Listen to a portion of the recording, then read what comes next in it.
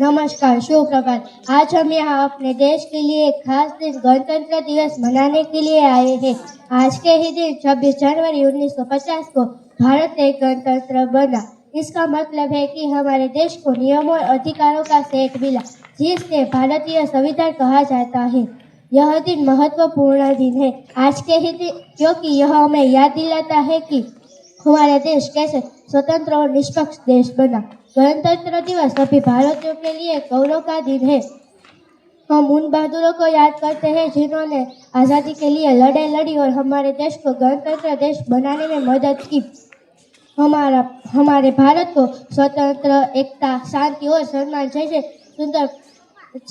जैसे सुंदर जश्न मनाते हैं।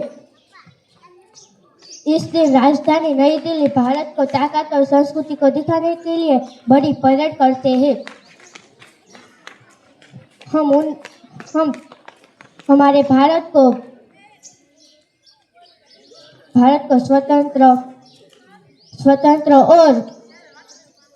स्वतंत्र और सुंदर प्रदर्शन को देखते हैं। लेकिन गणतंत्र दिवस का मतलब सिर्फ परेड करना नहीं है, बल्कि यह एक अच्छे नागरिक बनने के बारे में सोचने का दिन है। हम एक दूसरे को सम्मान करना चाहिए, एक दूसरे की मदद करनी चाहिए और हमारे देश को बेहतर जगह बनाने में कड़ी मेहनत करनी चाहिए।